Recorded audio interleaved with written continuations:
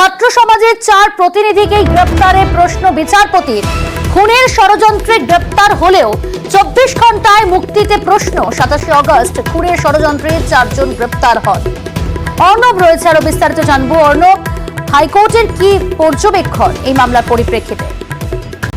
দেখো, 27 তারিখ ছাত্র সমাজের ডাকে নবান্ন চল অভিযান ছিল। তার ঠিক আগের দিন 26 তারিখ হাওড়া স্টেশনে যে সমস্ত ছাত্ররা আসছিলেন তাদের তদারকি দায়িত্বে ছিলেন যে 4 জন ছাত্র, তাদেরকে পুলিশ প্রথমে আটক করে এবং পরে তাদের গ্রেপ্তার করে ওই দিন রাত 12:05, অর্থাৎ 27 তারিখ রাত 12:05 নাগাদ। এই ক্ষেত্রে 4 ছাত্র বা ছাত্র সমাজের প্রতিনিধিকে গ্রেপ্তার, এবং সেই গ্রেপ্তারকে ঘিরে হাওড়া পুলিশের যে পদক্ষেপ, এই 2 পদক্ষেপ নিয়েই প্রশ্ন তুলল কলকাতা হাইকোর্ট।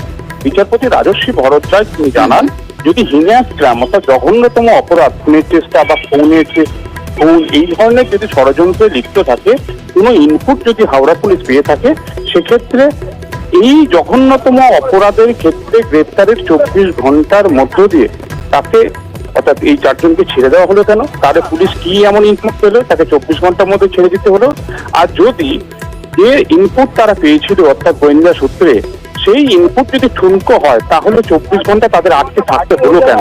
অর্থাৎ 2 ধরনের প্রশ্নই বিচারপতি রাজস্বী ভরদ্বাজ করেছেন, এবং এক্ষেত্রে এই মামলা সংক্রান্ত যাবতীয় নথি তথ্যাদি অর্থাৎ কেস ডায়েরি মামলা যা রয়েছে তা মঙ্গলবারের মধ্যে হাইকোর্টে পেশ করতে নির্দেশ দেওয়া হয়েছে হাওড়া পুলিশকে, এবং এই নথি তথ্য দেখার পরই পরবর্তী পদক্ষেপ বা সিদ্ধান্তের কথা জানাবে কলকাতা হাইকোর্ট। বেশ, ধন্যবাদ অর্ণব।